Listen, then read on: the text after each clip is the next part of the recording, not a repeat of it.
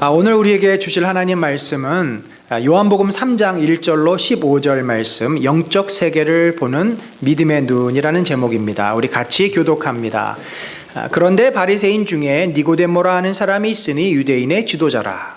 그가 밤에 예수께 와서 이르되 라비여 우리가 다니시는 하나님께로부터 오신 선생인 줄 아나이다. 하나님이 함께 하시지 아니하시면 당신이 행하시는 이 표적을 아무도 할 수 없음이니이다. 예수께서 대답하여 이르시되 진실로 진실로 내게 이르노니 사람이 거듭나지 아니하면 하나님의 나라를 볼 수 없느니라. 니고데모가 이르되 사람이 늙으면 어떻게 날 수 있사옵나이까. 두 번째 못대에 들어갔다가 날 수 있사옵나이까. 예수께서 대답하시되 진실로 진실로 내게 이르노니 사람이 물과 성령으로 나지 아니하면 하나님의 나라에 들어갈 수 없느니라. 내가 네게 거듭나야 하겠다 하는 말을 놀랍게 여기지 말라.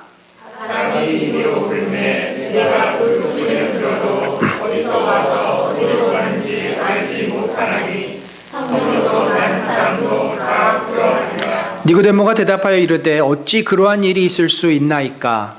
예수께서 그에게 대답하여 이르시되 너는 이스라엘의 선생으로서 이러한 것들을 알지 못하느냐. 진실로 진실로 내게 이르노니 우리는 아는 것을 말하고 본 것을 증언하노라. 그러나 너희가 우리의 증언을 받지 아니하는도다. 내가 땅의 일을 말하여도 너희가 믿지 아니하거든. 하물며 하늘의 일을 말하면 어떻게 믿겠느냐. 하늘에서 내려온 자 곧 인자 외에는 하늘에 올라간 자가 없느니라. 모세가 광야에서 배를 든 것 같이 인자도 들려야 하느니. 같이 읽습니다. 이는 그를 믿는 자마다 영생을 얻게 하려 하심이니라. 아멘. 여러분, 우리가 이번 코로나 사태를 경험하면서 참 많은 것을 생각해 보게 됩니다. 여러분은 어떤 것들을 깨달으셨습니까? 자, 이 사진은 우리가 정말 지긋지긋하게 지금 우리로부터 떨어지지 않고 있는 이 코로나 바이러스 사진입니다. 사실 이것은 눈에 보이지도 않죠. 너무나 미세하고 있는지도 모르는 그런 존재입니다. 그런데 이 눈에 보이지도 않고 미세한 이 코로나 바이러스가 얼마나 우리의 삶을 뒤바꿔 놓고 있습니까? 얼마나 우리의 삶을 크게 흔들어 놓고 있습니까? 여러분, 우리는 이 사건을 통해서 참 새로운 시각, 우리가 이전에 미처 생각하지 못했던 그런 어떤 관점들을 얻는다면 그것이 우리에게 굉장히 유익하리라 봅니다. 그것은 뭐냐면 우리가 인생을 살아갈 때 정말 중요한 것들은 눈에 보이는 것보다 눈에 보이지 않는 것들이 훨씬 많다는 거죠.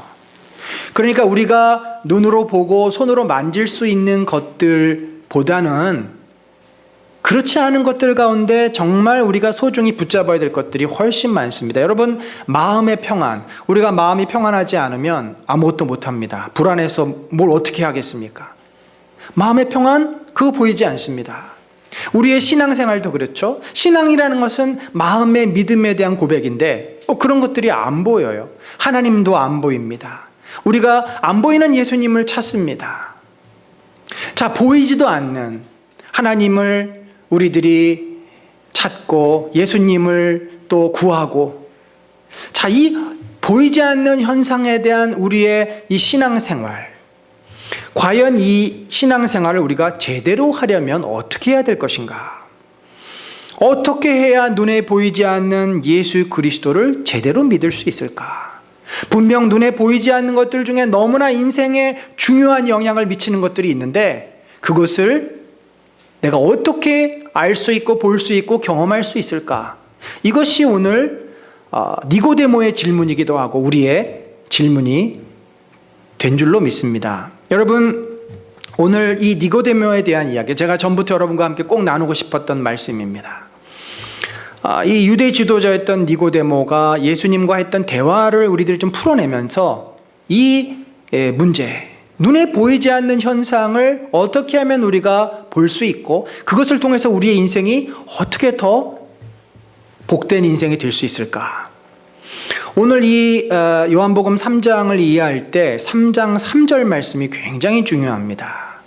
진실로 진실로 내가 내게 이르노니 거듭나지 아니하면 하나님 나라에 들어갈 수 없다. 이 거듭난다라고 하는 말과 하나님의 나라를 볼 수 없다. 이 본다는 말, 하나님 나라를 본다는 말에 여러분이 좀 주목하시면서 오늘 이 말씀을 같이 풀어나가기를 원합니다. 자, 니고데모가 등장합니다. 니고데모는 누굽니까? 본문에 보니까 니고데모는 바리새인이다라고 설명을 합니다. 그리고 또 유대인의 지도자라. 이 유대인의 지도자라고 하는 표현은 굉장히 사회적으로 높은 신분에 있는 사람이란 뜻인데 곧 사내들인 공의회, 우리로 말하면 국회의원, 또 그들이 이제 정치적인 영향력뿐만 아니라 사법적인 힘도 있었기 때문에 요즘으로 말하면 사법부의 부장판사 정도의 사회적인 신분과 지위가 있는 그런 사람이었습니다. 그러니까 굉장히 예수님하고 교제하고 대화하는 사람 중에서 제일 고위공직자죠.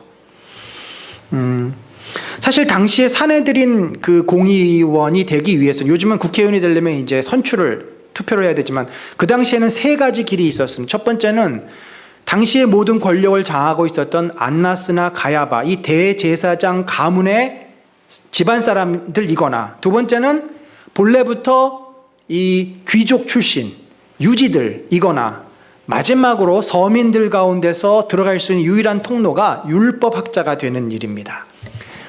위대한 랍비가 되면 사내들인 공의원에 초청을 받을 수 있어요. 그래서 이 사내들인 공의원 중에 바리새인이나 서기관들이 꽤 있었습니다. 바로 니고데모는 위대한 율법학자로서 바리새인이었고 그는 존중받고 존경받는 사람이었습니다. 그러한 과정을 거쳐서 공회원이 된 것이죠. 근데 우리가 이상한 점을 발견하죠. 성경의 복음서에 나타나는 수많은 바리새인들은 예수님을 어떻게 대합니까? 늘 삐딱하게 쳐다보고 비난하고 예수님의 잘못을 지적하는데, 오늘 바리새인이었지만 니고데모는 그런 모습을 볼 수 없습니다. 오히려 그가 어떻게 했습니까? 밤에 예수님께 찾아와서 예수님께 질문을 합니다. 그런데 그가 예수님에 대해서 하는 말을 들어보면 그는 예수님을 보통 사람 이상으로 생각하는 것을 봅니다. 뭐라고 부릅니까? 랍비여, 이렇게 부릅니다. 니고데모는 예수님께서 공생의 첫 번째 유월절을 지키러 예루살렘에 갔을 때 그 유월절 그 다음 주쯤 예수님에게 찾아온 겁니다. 그때가 AD 27년경입니다. 근데 예수님을 뭐라고 부르냐면 랍비라고 불러요. 이 레바이라고 하는 말은 아무나한테 붙여주는 말이 아니에요. 이 유대인들의 식자층, 서기관이나 바리새인들의 최대 꿈은 랍비가 되는 일입니다. 랍비가 되면은 출세가 보장이 되고, 랍비가 되면은 사람들에게 존경을 받습니다. 그러니까 그 사회에서 가장 존중받는 지위가 바로 랍비예요. 율법의 대가, 율법학자. 그런데 자기도 지금 니고데모는 랍비인데, 랍비 출신으로 사내들인 공회원까지 된 사람인데, 예수님은 누구예요? 나사렛 출신의 청년 아닙니까? 그런데 그 예수를 향해서 이 사람이 랍비여라고 지금 부르고 있습니다. 위대한 율법학자요. 그러면서 그가 더 놀라운 말을 해요. 뭐라 그럽니까? 우리가라는 표현을 통해서 지금 니고데모 혼자 찾아간 것이 아니라 최소한 2사람 이상 찾아간 것을 알 수 있죠. 나중에 누가의 기록에 의하면 바리새인들이라고 했으니까 아마도 아리마대 요셉 같은 공회원으로서 예수님의 시체를 같이 수습했던 아리마대 요셉도 같이 갔을 것으로 추정이 됩니다. 우리가 당신은 하나님께로부터 오신 사람이다, 하나님께로부터 왔다는 말도요, 아무에게나 하는 말이 아닙니다. 이것은 선지자들에게만 붙여주는 말이에요. 구약 성경에 선지자가 몇 명 나옵니까? 그 시대에 1명, 2명 나오는 거예요. 그러니까 지금 이 니고데모는 예수님을 적어도 선지자 이상으로 보고 있습니다. 그런데 더 놀라운, 여기에 선생이 붙어요. 사실 이 디다스칼로스라는 말은 그냥 일반적으로 랍비라든지 서기관들에게도 붙여줄 수 있는 말이지만, 이게 하나님께로부터 오신에 붙어버리면 이것은 메시아라고 하는 의미를 갖게 됩니다. 당시의 유대 문헌을 보면은 의로운 교사가 와서 하나님의 나라를 너희에게 가르치고 율법을 완성할 것이라는 기록들이 있어요. 그게 쿰란 문서, 사회 문서에 그런 기록들이 있습니다. 의로운 교사, 의로운 선생, 그러니까 지금 니고데모가 예수님을 누구로 생각하냐면 당신은 하나님께서 보내신 메시아인지도 모르겠습니다 라고 지금 간접적으로 고백을 하고 있는 겁니다. 당신은 이 율법을 완성하고 우리에게 율법을 완전히 풀어줄 그 메시아인지도 모르겠습니다. 혹시 메시아 아닙니까? 왜 그가 그런 말을 합니까? 이 신중한 사람이 아무 근거 없이 이렇게 이야기할 수는 없죠. 그 다음 구절을 보니까 그가 그렇게 말한 근거가 나옵니다. 하나님이 함께 하시지 아니하시면 당신이 행하시는 이 표적을 아무도 할 수 없음이니이다. 당신이 하고 다닌 일을 보니까 이 6월절 날 예수님이 예루살렘에 올라가서 뭐 하셨어요? 성전을 정화했습니다. 또 그리고 이 요한복음 2장 뒷부분에 보면은 병자를 고치고 귀신을 쫓아내시고 하나님의 나라를 가르치셨습니다. 니고데모는 이 사실, 이 놀라운 일을 사람들로부터 들었고 그래서 직접 가서 눈으로 확인한 것입니다.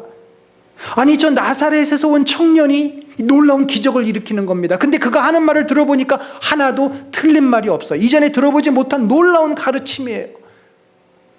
그는 온몸의 전율을 느끼면서 혹시 당신이 하나님께서 우리에게 보내신 그 메시아가 아닙니까? 라고 지금 사실은 묻고 있는 거죠.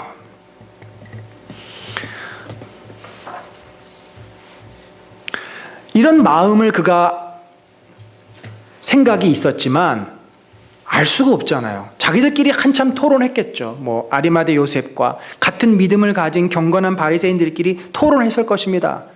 아니 도대체 저 사람이 저런 놀라운 기적을 행하는데 저게 어떻게 된 일이지? 예수님을 진실되게 쳐다보지 못했던 다른 바리새인들은 귀신의 힘으로 그런 일을 했다라고 이렇게 둘러댔습니다. 그러나 그것이 아닌 것 같았습니다. 가르침을 보니까 분명히 이것은 귀신의 힘을 통해서 일으키는 기적이 아니었어요. 결국 답을 알 수가 없어서 이제 은밀히 몇 사람과 함께 예수님에게 이 문제를 풀기 위해서 찾아온 것입니다. 결국 니고데모가 예수님을 찾아온 이유가 뭡니까? 당신이 바로 우리가 기다리던 그 메시아입니까? 라는 것을 확인하고 싶어서 찾아온 것입니다. 그런데 이걸 직접 물어볼 수는 없어요. 만약에 물어봤다가 아니라 그러면 얼마나 스스로가 무안하고 이것도 큰 문제가 될 수도 있습니다. 이 시골 청년 기적을 일으켰다고 해서 아무나 메시아라고 불렀다고 해서 그래서 그는 조심스럽게 우회적으로 이제 예수님에게 질문을 했는데 불행히도 애석하게도 오늘 본문에서 니고데모가 한 질문이 기록이 안 돼 있어요. 대신에 예수님께서 하신 대답을 보면은 거꾸로 니고데모가 뭘 질문했는지를 우리가 알 수 있는 거죠. 이 3절이 매우 중요합니다. 예수께서 대답하여 이르시되 진실로 진실로 내게 이르노니 아멘 아멘 레고 아멘 아멘 에게 레고라고 하는 이 표현은 요한복음에 특별히 반복적으로 나오는 구절인데 바로 예수 그리스도께서 메시아 되심, 하나님의 아들 되심을 드러내주는 표현이에요. 왜냐하면 당시에 이렇게 아멘 아멘 에고 레고라고 하는 글을 쓴 문서가 발견이 되지 않습니다. 예수님만이 하실 수 있는 표현이에요. 사람이 거듭나지 아니하면 하나님 나라를 볼 수 없다. 자, 그러면 이걸 뒤집으면 뭐예요? 질문이 뭐가 나오죠? 사람이 어떻게 하면 하나님 나라를 볼 수 있습니까? 이야, 이게 질문인 거예요. 지금 니고데모는 예수님에게 찾아가서 라삐시여, 우리에게 정말 질문이 있는데 우리가 어떻게 하면 하나님 나라를 볼 수 있습니까? 여러분이 보다는 것에 오늘 굉장히 주목해야 됩니다. 우리는 볼 수 없습니다. 코로나 바이러스 볼 수 없습니다. 마음에 있는 소중한 것 볼 수 없습니다. 그런데 예수님은 지금 거듭나면 볼 수 있다고 말씀하세요. 니고데모가 어떻게 하면 하나님 나라를 볼 수 있습니까? 라고 질문했습니까? 거기에 대해서 예수님이 이렇게 대답을 하신 거예요. 사람이 거듭나지 않, 다른 말로 하면 사람이 거듭나야만 그 하나님 나라를 볼 수 있다. 당시에 이 바리새인들, 경건한 바리새인들은 니고데모처럼 하나님을 경외하며 모든 바리새인들이 기도하던 중요한 기도의 제목이 있었습니다. 그것이 뭐냐면 저 사탄의 자식들, 로마가 속히 무너지고 이곳에 하나님의 나라가 회복되게 하여 주옵소서. 여러분, 우리 조상들도 일제시대 때 늘 외치던 바가 뭐였어요? 대한 독립 만세 아니었습니까? 나라가 독립되는 것을 늘 소망하고, 그래서 식자층은 다 그것을 가지고 시를 쓰고 소설을 쓰고 노래를 하고 다 그러지 않았습니까? 당시에 제일 지식인들이었던 바리새인들은 늘 마음에 언제 하나님의 나라가 이곳에 회복되는가, 언제 다윗의 영광이 이곳에 회복되는가가 그들의 관심이었고 소원이었습니다. 그래서 니고데모도 그 동료 아리마대 요셉도 이 하나님의 나라를 간절히 기다리는 자였습니다. 그런데 이 하나님의 나라는 어떻게 옵니까? 메시아가 오심으로써 하나님의 나라가 드디어 시작이 됩니다. 메시아가 베들레헴에 왔습니까? 그럼 베들레헴에 나팔이 불고 기름을 붓고 거기에서 하나님의 나라가 선포되는 겁니다. 메시아가 저 갈릴리에 왔습니까? 그러면 갈릴리에 하나님의 나라가 임하는 겁니다. 그 당시 사람들은 그렇게 생각했어요. 왕이 오시면 그 왕이 있는 곳에서 통치가 시작된다. 그래서 이 니고데모와 아리마대 요셉, 이 경건한 바리새인들은 예수님에게 와서 이 질문을 하는 겁니다. 언제 하나님의 나라가 회복되겠습니까? 어떻게 하나님의 나라를 볼 수 있습니까? 그러면 이 질문에 대해서 예수님이 뭐라고 대답하는지를 보면은 이분이 메시아인지 아닌지를 알 수 있는 겁니다. 그런 질문에 대해서 예수님이 너희가 거듭나지 않으면 하나님 나라를 볼 수 없다라는 엉뚱한 대답을 하신 거죠. 니고데모는 뭐라고 물었어요? 언제 회복되겠습니까? 어떻게 볼 수 있습니까를 물었는데 예수님은 어떻게 해야 하나님 나라에 들어갈 수 있는가에 대해서 대답을 하고 계시는 거죠. 자, 누가복음을 한번 우리가 읽어보겠습니다. 누가복음 17장 20절. 자, 시작. 바리새인들이 하나님의 나라가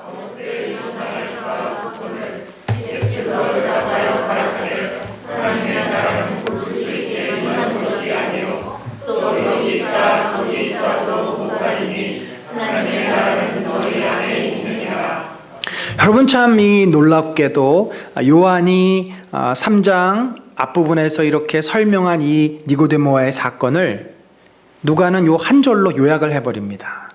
바리새인들이 하나님의 나라가 어느 때 임하니까 묻거늘.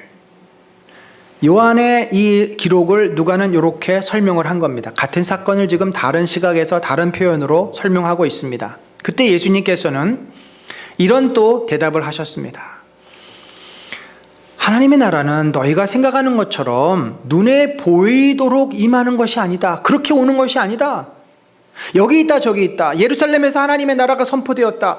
갈릴리에서 하나님의 나라가 시작되었다. 그런 하나님의 나라가 아니다. 오히려 하나님의 나라는 너희 안에 있다.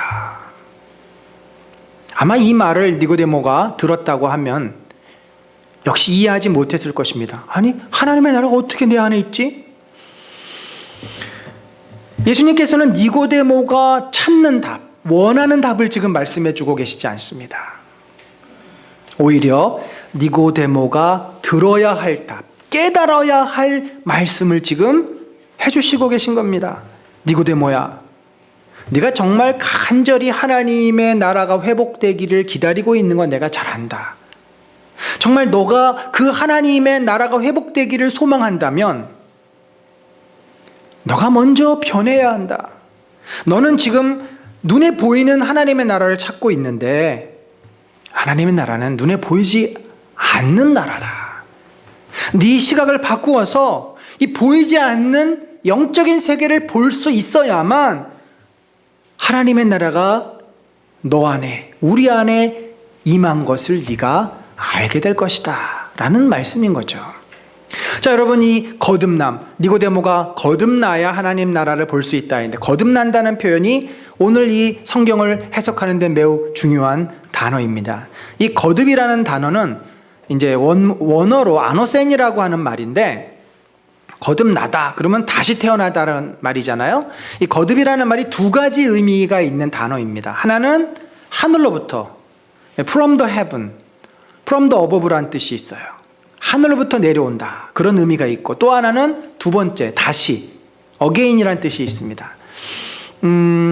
그러니까 예수님은 사실은 이 두 가지 의미를 절묘하게 하나로 묶어서 하늘로부터 네가 다시 태어나야만 하나님 나라에 들어갈 수 있다. 하나님 나라를 볼 수 있다. 그런 의도로 말씀을 하신 겁니다. 야고보도요, 하늘로부터 내려오는 지혜를 말할 때 이 아노센이라는 단어를 씁니다.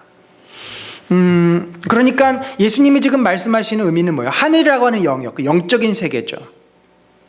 영적인 세계에서 일어나는 현상을 우리들이 알려면 이 땅에 서 있는 시각, 이 땅에 있는 우리들이 보는 물질적인 세계에서 경험하는 방법으로 그 영적인 세계를 이해할 수 없다는 것입니다. 왜냐하면 우리의 영은 죽어있기 때문에, 인간의 영은 죽어있기 때문에 그 죽었던 영이 태어나야만, 살아나야만, 활성화돼야만, 그래야만 영적인 세계를 볼 수 있는 눈이 열리고 그 영적인 세계를 이해하게 된다라는 말씀인 것이죠. 그런데 이 니고데모가 이 말씀을 이해하지 못합니다. 이해하지 못하고 이렇게 질문해요. 아니, 사람이 늙으면 어떻게 다시 태어날 수 있단 말입니까? 두 번째로 다시 엄마 배에 들어갔다 나올 수 있단 말입니까? 도무지 말도 안 되는 소리입니다. 라고 그가 질문을 다시 합니다. 여러분, 니고데모가 이 아노센이라는 말을 몰라서 이렇게 질문한 것이 아니에요. 그도 알아요. 이것이 하늘로부터 내려온다는 의미가 있고 다시의 의미가 있고. 그런데 문제는 그 하늘로부터 내려온, 하늘에서부터 태어난다는 말의 의미를 니고데모는 잘못 이해하고 있는 거죠. 유대인들은 그 의미를 자기들 방식대로 스스로 해석을 하고 있습니다. 예수님이 지금 그 점에 대해서 바르게 고쳐주고 계십니다. 당시의 유대인들이 이방인들, 주변에 사는 이방인들이 이제 회당으로 와서 개종을 하려고 할 때는 3번을 거절을 시킵니다. 3번을 거절을 한 후에 4번째 그들을 자기들의 이제 유대교로 받아들이게 되는데, 이때 거절할 때 쓰는 말이 바로 아노센이라는 단어입니다. 우리들은 다 아노센했어. 우리들은 하늘로부터 난 자야. 우리는 본래부터 태어날 때부터 하나님의 백성이고 우리 조상 때부터 하나님의 나라에 들어와 있는 하나님 백성이야. 너희들은 아니야. 안 돼. 너희는 아노센하지 않았어. 또 두 번째 오면은 역시 너희는 아노센이 안 돼서 안 돼. 너희는 아노센한 사람들이 아니야. 3번째까지 이렇게 거절을 해요. 그리고 마지막 4번째 왔을 때야 비로소 너희들이 아노센하지 않았지만 너희들이 이 회당에 참석하고 하나님을 경외하는 믿음이 있음을 보았기 때문에 이제 받아들일게라 하고 니고데모가 라삐로서 수도 없이 이런 일을 한 거죠. 그런데 이제 예수님께서 니고데모에게 말씀하는 겁니다. 니고데모야, 너는 스스로 네가 아노센했다고 생각하는데 나는 유대인이고 우리 조상 때부터 하나님의 백성이 되었고 하늘로부터 난 자라고 택함을 받은 자라고 생각하는데, 니고데모야, 그게 아니야. 너도 아노센 해야 돼. 너도 하늘로부터 다시 태어나야 돼. 그러니까 니고데모는 자신이 이미 하늘로부터 태어났다는 확신을 가지고, 그러면 이 말은 두 번째라고 예수님이 말씀하신 해서 2번 태어난다라고 얘기를 한 거죠. 그런데 예수님은 하늘로부터 태어났다라고 하는 말을 쓰신 것입니다. 니고데모야, 너희가 알고 있는 아노센, 즉 하늘로부터 태어났다라고 하는 말은 잘못된 거야. 얼마나 예수님의 이 워드플레이, 위트가 있고 아주 깊은 그런 표현입니까? 너희는 유대인이라는 혈통 때문에 자동적으로 하나님 나라에 들어간다라고 생각을 하는데 그것은 잘못된 생각이다. 너희나 이방인이나 다 똑같아. 진정으로 하늘로부터 내려오는 성령에 의해서 다시 태어나야만 하나님 나라에 들어가게 되는 것이다. 여러분, 이제 이 아노센의 의미, 하늘로부터 내려와서 태어난다라고 하는 의미, 무엇으로 그렇게 되는지가 5절에 설명되어 있어요. 또 역시 진실로 진실로 내게 이르노니 사람이 물과 성령으로 나야만 그것이 거듭나는 거라는, 거듭난다라고 하는 말은 물과 성령으로 태어난다라고 하는 말입니다. 자, 물은 뭐예요? 물은 회개를 상징합니다. 세례 요한이 와서 물 세례를 주었습니다. 회개하라, 천국이 가까이 왔다. 그 말이 뭐예요? 메시아가 곧 이제 활동할 것이다. 메시아가 왕권을 회복하고 귀신을 쫓아내고 그의 나라가 임할 것이다. 왔다라고 하는 말입니다. 물 세례. 그리고 우리가 예수 그리스도를 믿고 영접하려면 먼저 회개를 해야 돼요. 내가 죄인이라는 것을 인정하지 않고서 절대 우리가 성령을 받아들일 수 없습니다. 우리가 스스로 내가 잘못 살았구나, 내가 정말 바보 같은 놈이었구나, 내 인생이 헛됐구나, 내가 죄인이구나, 나는 불완전하구나 스스로 인정하고 고백하고 회개하면 그때 성령 세례를 받습니다. 불세례라 그러죠. 내 뒤에 오시는 이는 불로 세례를 줄 것이다. 성령이 우리에게 찾아와요. 그래서 우리의 이 열린 마음, 회개함으로 열린 마음을 만지십니다. 그 성령이 내 마음을 감동시키시면 내가 죄인이라는 사실이 깨달아지고 그 하나님이라는 단어가 받아들여지고 믿어지고, 그래서 영접을 하면 이제 하나님, 내가 죄인입니다, 나를 떠나소서, 나를 불쌍히 여기소서, 이런 기도가 고백이 되어지는 거죠. 우리는 나에게 찾아온 그 성령님을 인격적으로 영접합니다. 받아들입니다. 그러면 내 마음에 변화가 일어나요. 마음이 뜨거워집니다. 마음에 기쁨이 생깁니다. 평안이 찾아옵니다. 그러면서부터 내 영이 살아나서 나는 새로운 존재, 하나님의 자녀가 되는 것이죠. 여러분, 영적으로 이 태어난다는 일은 눈으로 보이지 않는 일입니다. 마음에 일어나는 일이기 때문에 우리가 눈으로 볼 수 없어요. 그러나 결과는 알게 됩니다. 이전까지는 분명히 하나님을 믿지 않았어요. 교회 왜 가? 집에서 차라리 낮잠 자고 쉬어야지. 그런데 내가 죄인이라는 것을 고백하고 성령을 내 마음에 영접하고 예수님을 내가 믿기 시작하면서부터 성경을 읽게 됩니다. 주일이 되면 교회를 갑니다. 교인들하고 만나고 교제하는 것이 참 기쁩니다. 이렇게 신앙생활을 하게 된 거죠. 분명 내 안의 변화는 나는 볼 수 없었지만 그 변화의 결과들로 우리는 하나님의 사람이 되었습니다. 이러한 영적인 거듭남을 니고데모가 잘 이해를 못하니까 바람에 비유를 하는데, 놀랍게도 여러분, 바람이란 단어와 성령이란 단어가 같은 발음입니다. 이 루아흐라는 히브리어, 그리고 푸뉴마라고 하는 헬라어, 놀랍게도 다 동일한 단어예요. 그러니까 문맥에 따라 이것을 바람으로 해석할지 성령으로 해석할지. 사도행전에 보면 2장에 성령이 강림하실 때 급하고 강한 뭐가 불었어요? 바람이 불었다. 다른 말로 하면 급하고 강한 성령이 임하였다. 그렇게 설명할 수도 있는 거예요. 바람은 곧 성령입니다. 여기 이렇게 돼 있죠. 바람이 임으로 불매. 성령이 찾아오시는 거예요.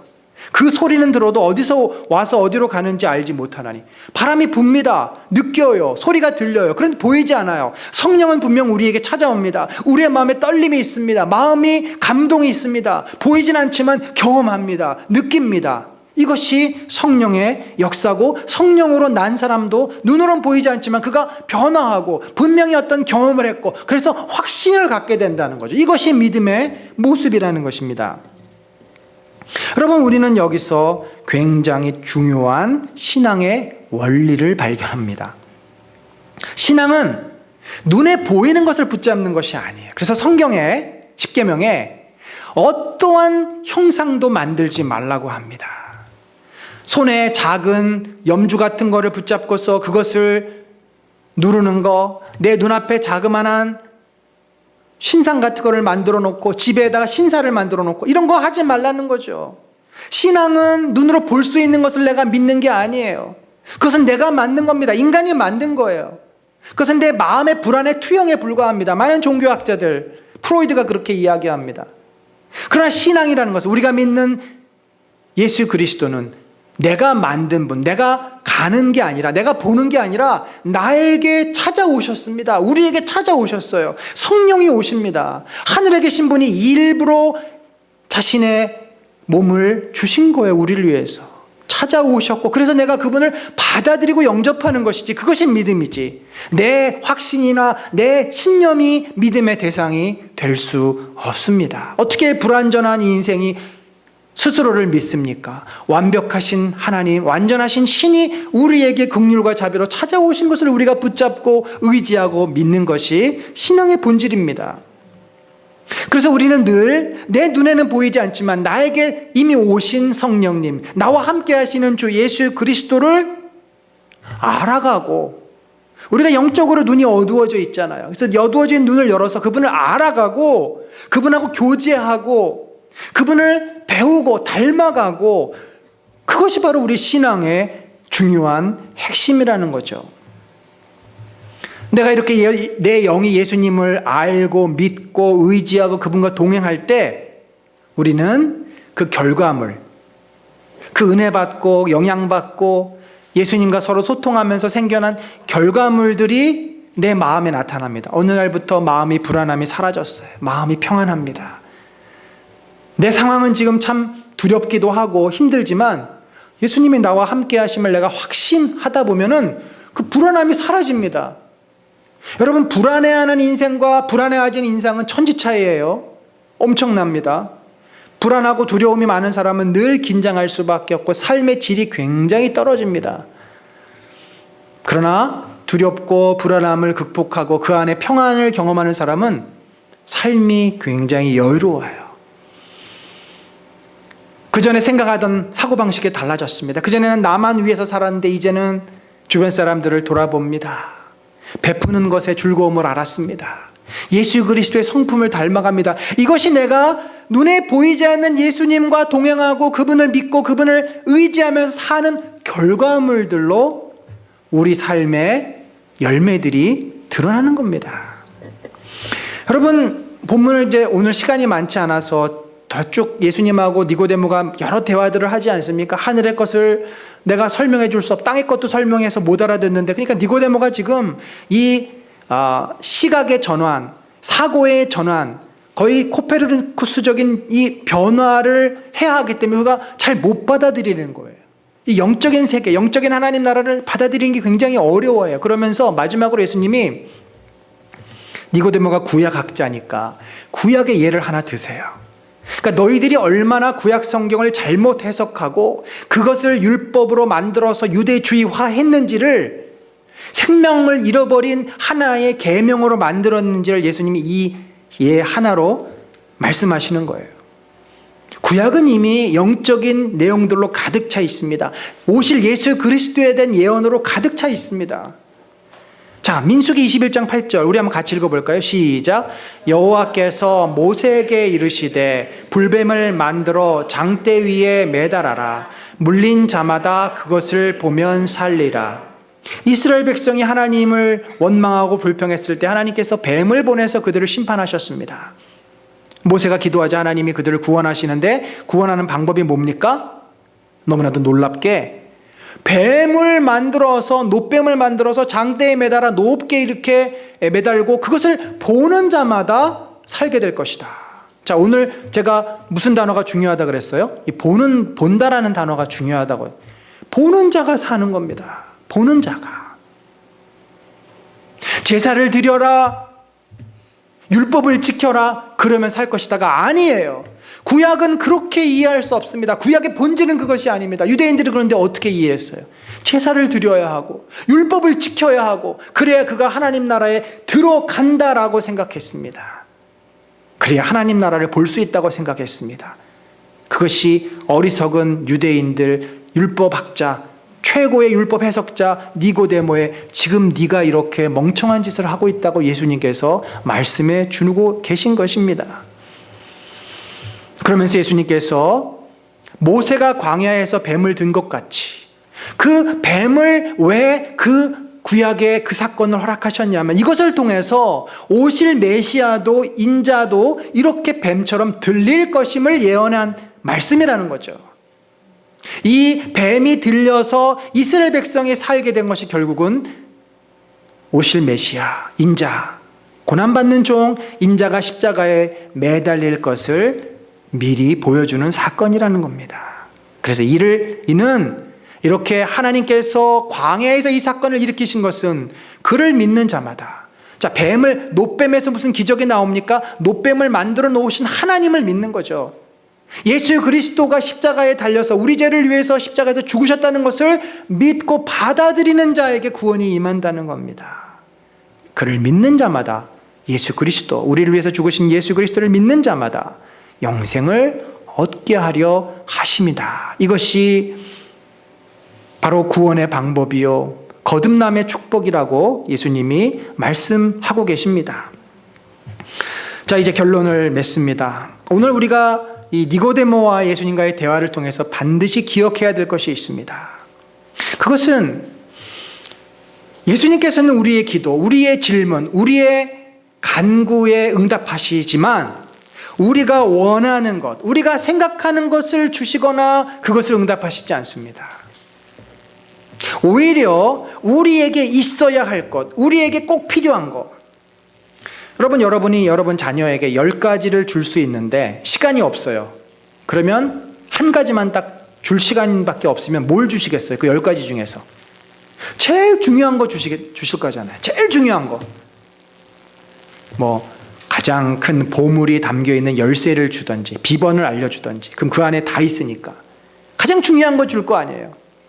예수님이 우리가 간구하고 질문하고 기다릴 때 우리에게 가장 중요한 거를 주신다는 거예요. 가장 중요한 게 뭘까요? 바로 자신입니다. 예수 그리스도 자신입니다. 예수 그리스도 자신을 우리 주님께서는 주십니다. 니고데모는 하나님 나라에 대해서 오해했잖아요. 이 땅에 이루어지는 정치, 경제, 문화적인 하나님 나라라고 생각을 한 거예요. 그런데 예수님은 그게 아니라는 거죠. 이 하나님 나라는 이 땅에 이루어지는 그런 나라가 아니라 영적인 나라라는 거예요. 그러면서 예수님이 니고데모에게 하신 말씀은 이겁니다. 니고데모야, 내가 너의 간절함을 잘 안다. 너가 정말 하나님 나라를 보고 싶다면 어떻게 해야 된다고 말씀한 거예요? 너의 영혼이 눈을 떠야 된다. 거듭나야 한다. 너는 이미 안오선했다고 스스로 확신을 하고 있지만 너의 눈은 아직 감겨 있어. 내가 누군지를 모르지 않니? 너의 눈이 열려서 너의 감겨진 영적인 눈을 떠라. 그러면 내 앞에 있는 하나님의 나라를 보게 될 것이다. 왜냐하면 내 앞에서 너랑 지금 이야기하고 있는 내가 바로 하나님의 나라다는 거죠.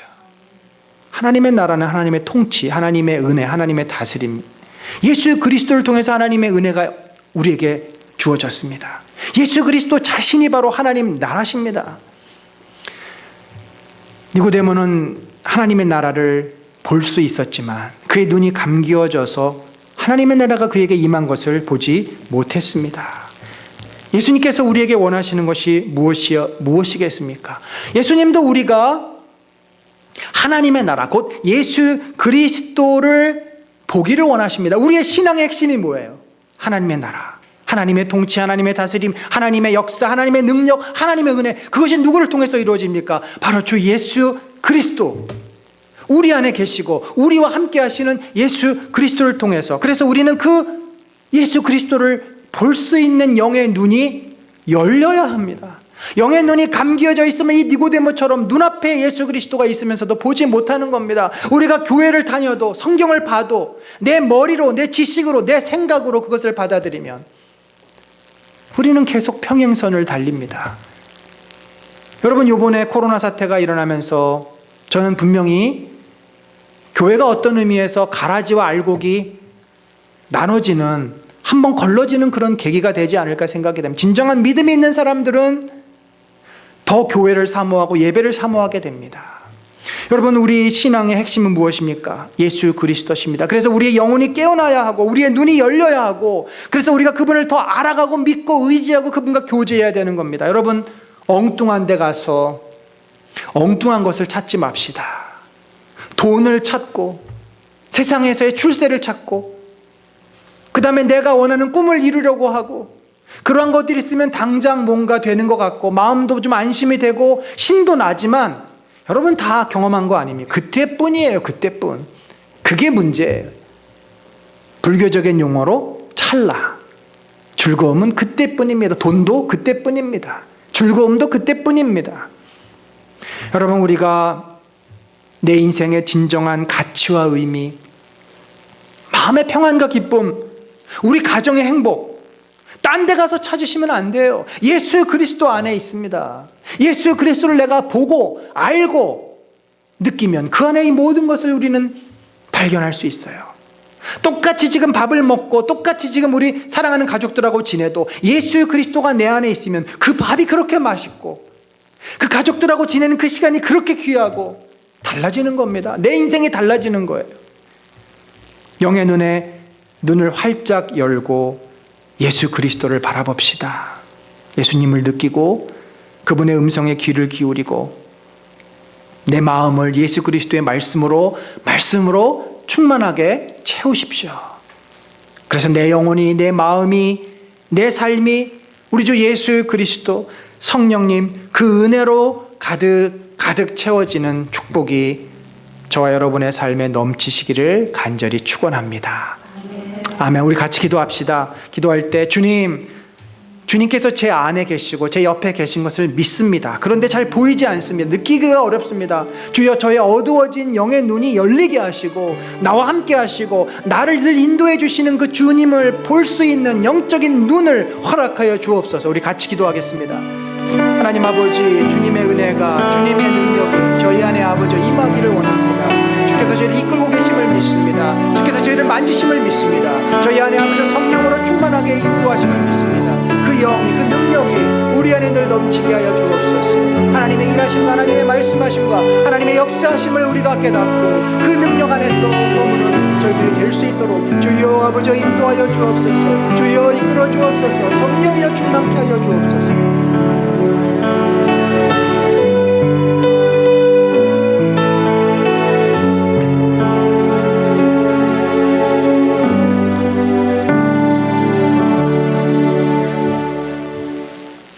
지금은 우리 구주 예수 그리스도의 놀라우신 은혜와 하나님 아버지의 무한하신 사랑과 성령님의 감화 감동 교통하심이 참으로 나와 함께 하시고 내 안에 계시고 나를 지키시고 인도하시는 주 예수 그리스도 성령을 믿음의 눈으로 바라보고 그분을 사랑하고 그분을 알아가고 우리 주님을 더 가깝게 의지하면서 살기를 소망하는 심령 위에 지금부터 영원까지 함께 하실지어다. 아멘. 아멘. 아멘.